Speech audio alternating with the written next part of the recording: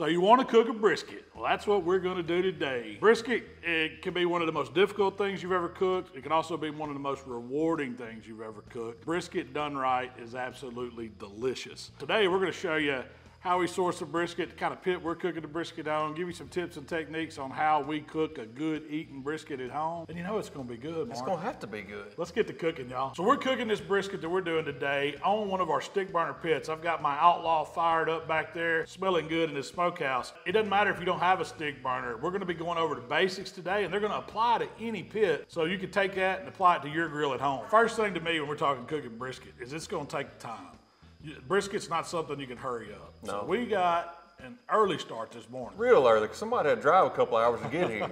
No, I set my alarm clock, before the sun came up, got up. I got me a good bed of royal oak briquettes going, a couple tumbleweeds underneath the fire, and I just left the pit open. I'm talking about open the cook chamber doors, open up the exhaust 100%, and leave the firebox door open. I want to get a good coal bed established. I want to let that smoke get out of there, let it start drawing through the pit, and then I'll go ahead and shut the doors once my bed's established and let the heat from the coals, those BTUs, heat that pit up. 15, 20 minutes, you got a good coal bed going, it's time to start adding those splits. Usually that's when I start checking my dial back a little. I want it to slowly creep up to 275. I'm not trying to give it all the heat it's got and build a bonfire in it. You could use just about any kind of charcoal you want, any kind of wood. We like burning hickory wood. That's what we burn in our stick burners because it's in our area. We've noticed this a ton, but the hickory and the hardwoods keep your coal bed so much healthier. You maintain that coal bed. When you start running fruit woods, you lose that. So you have to have that hardwood throughout the cook process to maintain that coal bed or you'll be fighting. Whenever I'm picking out a brisket, first I want to look at the cryovac, make sure it hadn't been compromised, make sure there's no leaks in it. It's nice and got tight. If the brisket's loose in it, that's okay. If it's flexible, that's you still even want better. You want the packaging tight. That means it's got a little age on it. But what I'm looking for is when I grab the brisket is a uniform thickness across the flat. I don't want it to tail out too thin on the sides. I don't want it to, have any butcher cuts in it, things like that. Often you can't tell in the package. Right. You just have to go by feel. But really, if you'll just kind of go for something that feels like it's a little pliable, that the package is still tight on it, doesn't have any leaks, oxygen hasn't gotten into it, doesn't have any discoloration, and it has a uniform thickness, that's a good sign it's going to be a good brisket. It's going to be a little bigger on that point end, but like you said, you don't want it paper thin on that flat end because that's what's going to get dry and that's what's going to make you think you screwed up and didn't cook a good brisket. I did a home trim, which is not as aggressive as you would go into a contest. Right. The way I look at it, and it's kind of a lot along the ways like Aaron Franklin teaches, where it's about aerodynamics. It's about airflow in that pit over the brisket. I'm not trying to cut every single little thing off of it, but I do want to make it smooth. I want to kind of round it a little bit. I want to take off any of the oxidized edges. I want to take off any of the thick fat. We cook this brisket fat side up because we want a good eating brisket today. We're gonna make a nice little crust on top of it. But I took that fat down to about a 1/4 inch. There's good fat on a brisket and there's bad fat. And you'll notice that good fat will be that hard, dry fat. And that's what renders and that's what's gonna put that flavor in that brisket. But sometimes, I know you've probably seen on this one, toward the flat, you kind of see that slimy fat. It's not something that's gonna render and that's hard to cut off. If you don't have a super sharp knife, you're just gonna push it around on that brisket. You ain't even gonna cut it off. Every time I'm trimming briskets, I always go for my little 6-inch semi-curved fillet knife. The blade's real thin on it, it's flexible, but you can get the thing razor sharp and it's easy to get an edge back on. And I do trim both sides. Like I flip the meat side over and we're gonna take out a little bit of that decal fat. The whole thing is we want this brisket to lay flat on the cooking grate on the grill. And so that's where that aerodynamic look comes in. You got to think we've got airflow coming from the firebox through the fire chamber and then out the exhaust. Well, we want that air to not be restricted when it hits that brisket, and that's going to keep it from drying out, from crumbling. If the air can flow right over it smooth in an aerodynamic type way, it's going to be a better brisket. But if you're cooking on a drum or something like that, that the airflow's mowed from the bottom up, you still want that aerodynamic look because like all your corners, they need to be on a radius because that's what's going to crumble. So like you were saying, radius them off and make them smooth and the edges, no sharps, no points. You can do that with scissors. If you don't have a good knife, you can take scissors and walk right around that edge and just round off all the edges and you're going to still gain that same airflow even if it's on a pellet grill, a drum, or a stick burner. Once you got it trimmed, you got to get something on it before we put it on the pit. Now for a good eating brisket, I'm along those Texas flavors with a little bit of barbecue rub to it. I used a base layer of your prime beef rub because I can't blame you there. I want the savory, I want that little pop of heat, I want that umami flavor, and it just goes with beef. It just really does. I love the prime beef Well, it doesn't rub. cover anything up. That's it right. just melts in, and you really don't even know it's there, but you're like, wow, that's pretty good flavor, you know? It's almost like a dry brine cut a little bit. And I didn't go super heavy with it on brisket, but brisket can take the seasoning. Next, I went with some barbecue rub. I wanted that, traditional kind of a barbecue look to it. That's where you get a lot of that color from. You get some of the spice and some of the sweetness from the sugars in it to get it to caramelize some. You could use whatever rub you want on a brisket, really. And then to finish it off, just a little texture with some TX. That's that coarse salt, coarse black pepper. If you don't have that seasoning, you could use anything you want that has a coarseness to it. I've used Montreal steak seasoning before. I've just bought cracked black pepper and like kosher flaky salt. But to me, that gives you that authentic kind of, when you think about brisket, look to the bark and to the outside, you're going to get it from those seasonings. This is what I call a top flow offset stick burner. So your heat's going to be mainly above that brisket. I'm going to put the fatty point toward the fire. Basically, your fat is sacrificial. You have to render it, but also that fat's going to help protect all the meat that you're trying to, you want to eat. Are you a fat up or fat down guy, or does it depend on the grill? It depends on the grill, in my opinion, but also it depends on the cook. What are you going for? Do you want to build a good hard bark on that meat, or do you want to kind of start rendering that fat? And because I know our heat's kind of more above this brisket, we're going to put it fat up this time. If you're cooking on a pellet grill, the heat's coming from the bottom, cook it meat side up. It's it's completely up to you. I don't think one's better than the other, but I think one could make your cook easier for your people. It depends on your airflow, and it depends on where you're trying to protect that brisket, I think. That's what I've always said when people ask me. And when you trim that fat down to 1/4 inch, you have a better chance of rendering that fat and getting it to flavor. Like what I've noticed on a stick burner pit especially, when you've got your heat running 275 to 300, that fat can almost crisp up a little bit during that cook, and that's a beautiful thing. When you get that crunchy fat right on top of it, I mean, you'll see at the end, and I hope we get some of that today. Yeah. I can't wait. That's what I love to eat. So, Mark, that's that first split that I put in there this morning. It's burned probably for about 45, almost an hour. And see, there's your coals right there. This hickory's already starting to make the coal bed. You still have some briquettes down there, but we're building a coal bed as we speak, so that is perfect. So, Mark, right now, we're at the easy part of a brisket cook. It's just maintaining fire. That's it. Well, I say it's easy. This is when everybody wants to go look at it and poke at it. I said, you just got to let it go. You just got to be patient. How often should you be opening the cook chamber to see what's going on in the cook chamber? If it's the first time you've ever cooked one or on a new pit, look at it in the first 30 or 45 minutes. That'll tell you, if your fire's running like it should or if the pit's running like it should. But once you know your pit, don't worry about it. Don't even open. Our goal is to hold this brisket at 275 for most of the entire cook, or at least until we get it wrapped. But right now, it's about maintaining temperature, not having those drastic up and downs. We want a good even heat across it. What about spritzing or mopping or adding moisture to the brisket as it cooks? So we're going to spritz today. I think that's a good way to really pinpoint on like areas that's going to dry out. The top of that, the very top of that brisket is in the hottest amount of heat and the most airflow. It's going to start wanting to dry out. That bark's going to settle a little quicker. So we're going to have to pay attention. Same thing on your flat. All the edges of your flat's going to want to dry out and get a little crusty.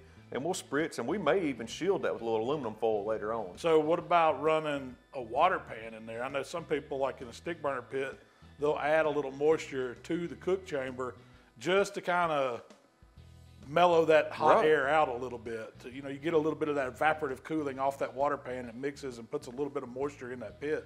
Have you ever ran that when you're cooking briskets or even in comps? Right. So, I've run it in comps before if we're not cooking many proteins in the pit. Like this past weekend, we were just cooking 8 slabs of ribs in the pit. I ran a water pan because it wasn't enough protein in there to produce that humid cooking environment. Now, a lot of this, I'm going to go back to location. We're in Mississippi. It's humid. We got a ton of moisture in there right now.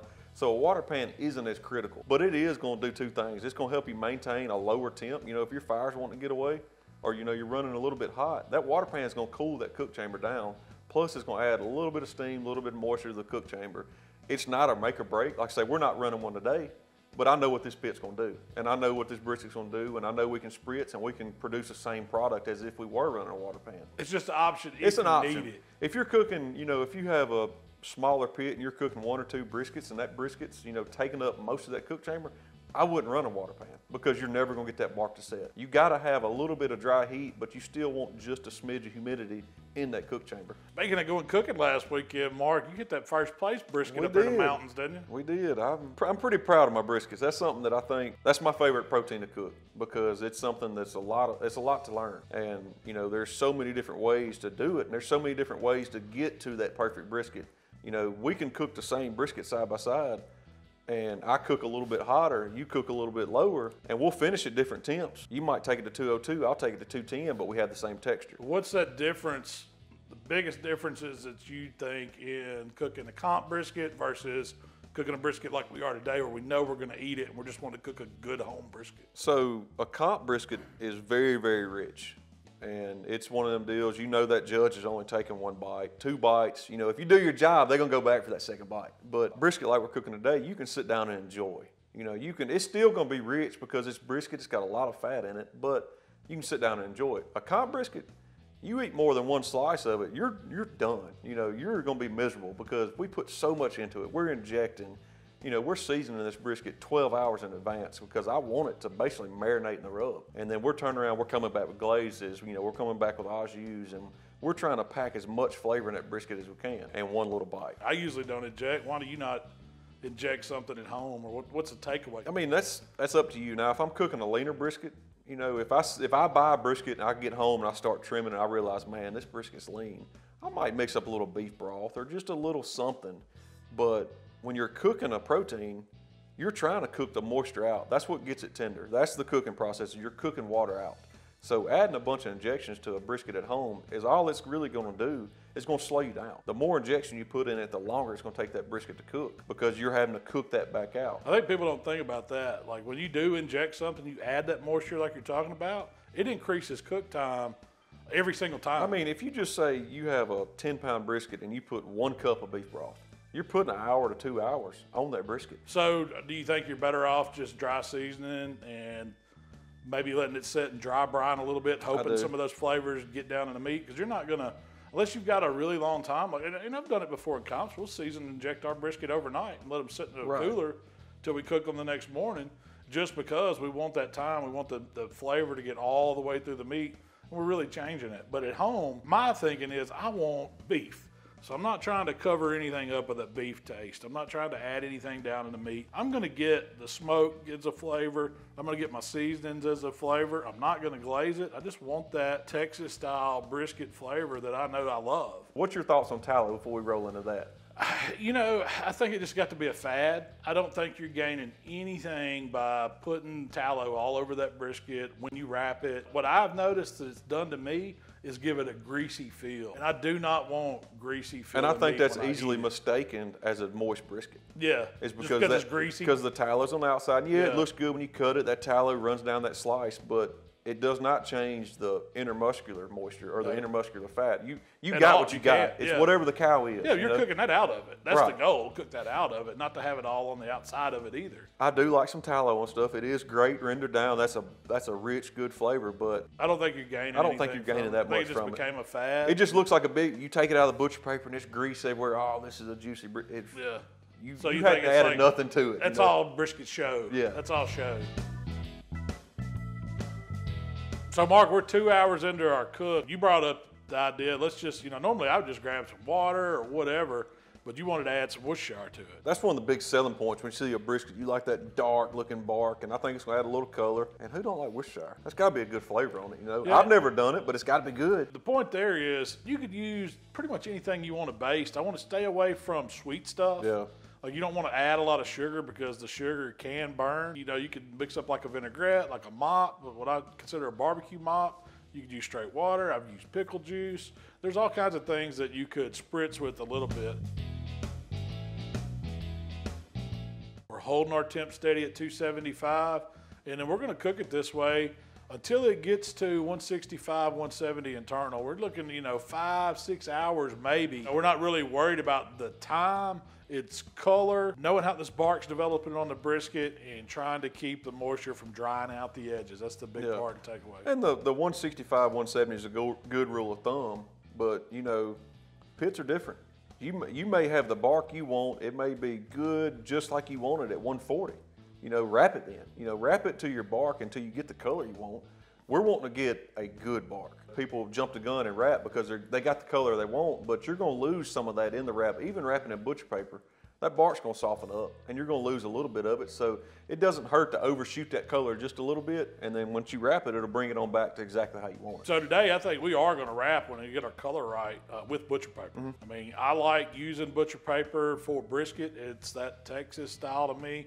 It preserves that bark that you work hard to create on the outside of it.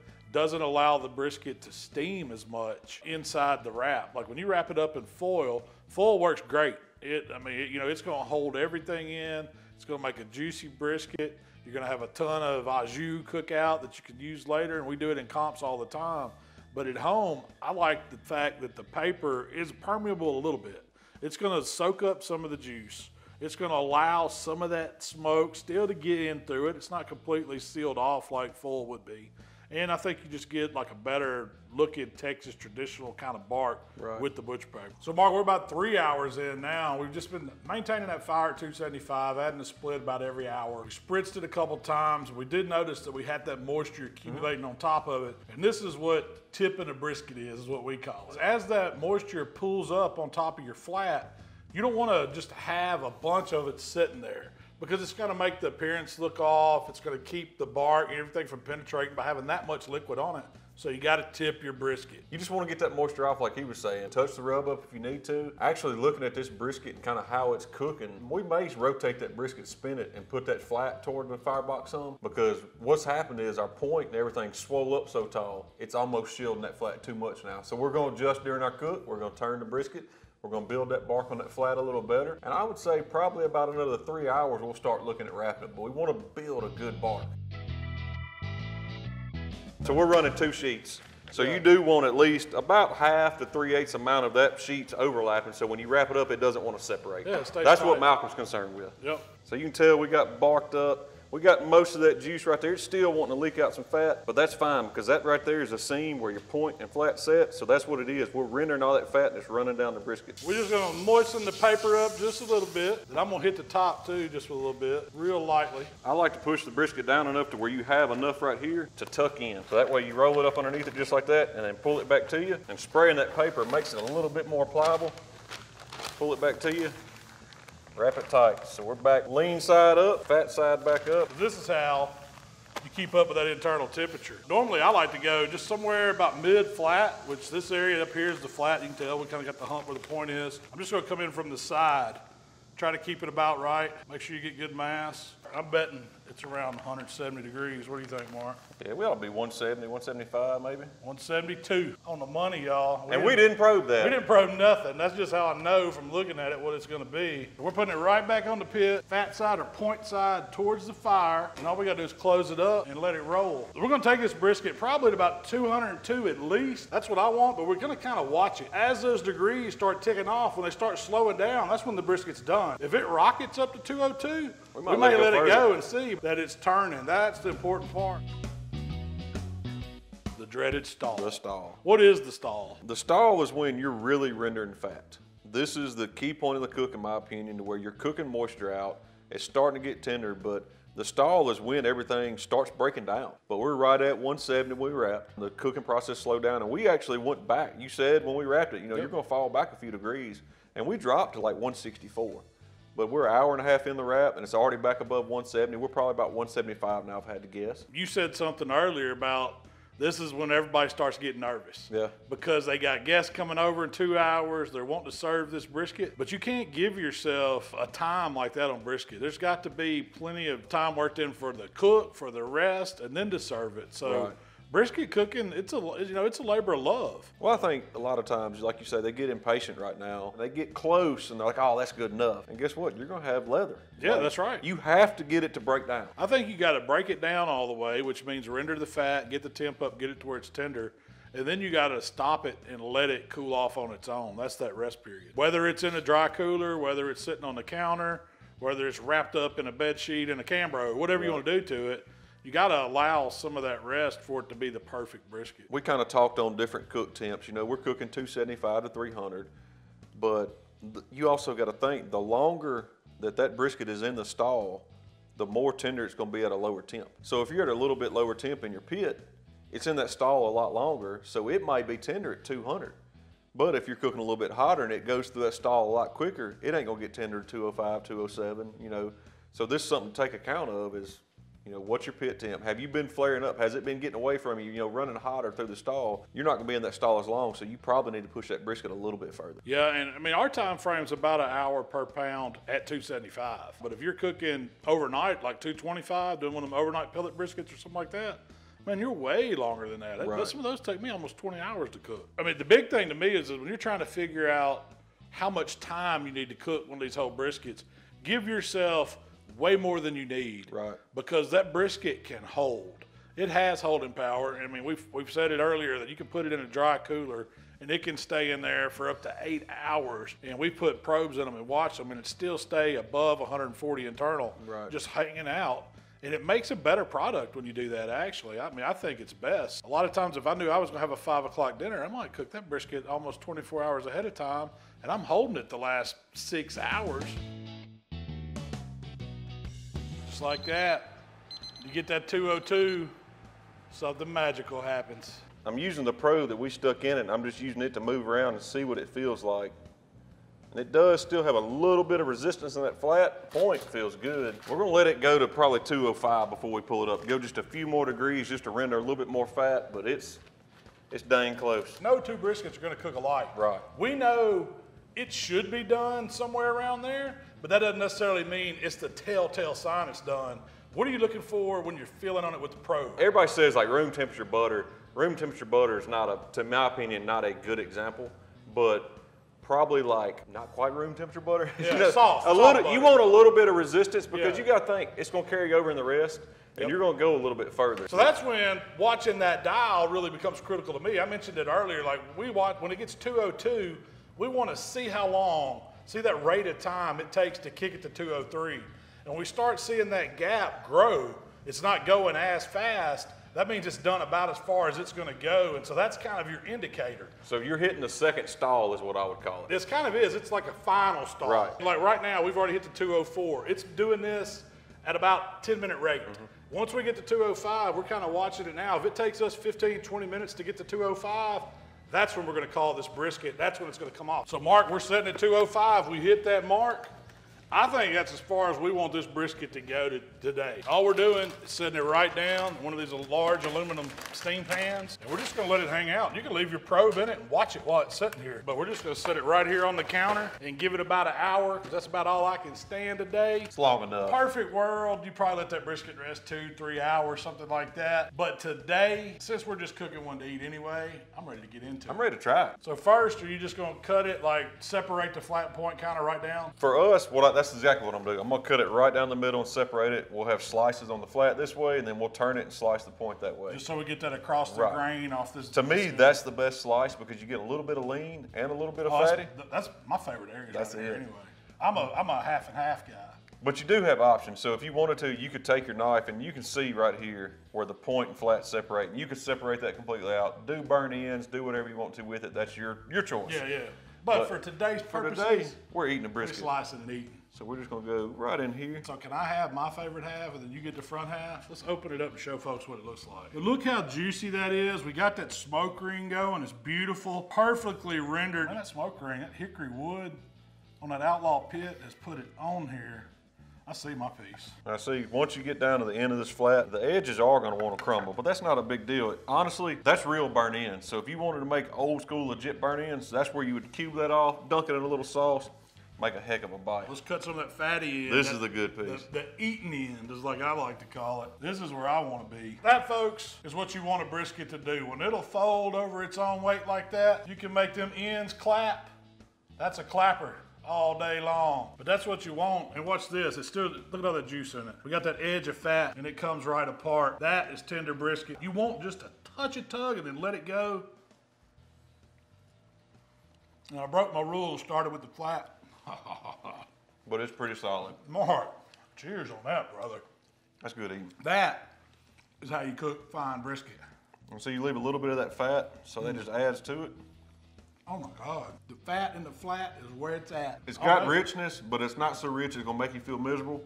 It's been Just a while. good eating brisket. It's been a while since I cooked a brisket like this. And I don't know if I'm just hungry or what, but that's mighty fine. All right. So Mark, you got you one. Let me go up in here in this end and get me one. I ain't picking that fat at y'all. No, I'm going to it. That's a good bite. It melts. Oh God, that's so good. That's so good. I don't know why you would ever go to a restaurant and say, give me some lean, because that right there is so good. That crunchy bark on top, left that 1/4-inch fat trim. That's easy brisket basics, Mark. And it just takes time, patience, and letting it rest a little That's bit, it. right? I couldn't imagine how good this one would be if you let it rest 8 hours. Oh man. God, it'd be so good. Y'all, brisket is a long process, but if you take your time, you follow some good techniques, promise you yours will turn out this good. Mark, thank you for coming to the smokehouse, hanging out and talking brisket with me today. Anytime. This was fantastic, my friend. We got to do it again. Appreciate y'all watching the videos. If y'all like what we're doing, subscribe to the channel. Y'all know y'all can find us on all the social platforms. Shell and I will sit down next week, talk about this brisket recipe on our weekly podcast. Y'all give that a listen. Mark, we may let you slip in there. Come Let's talk on, brisket. I'll be there. We'll see y'all next time.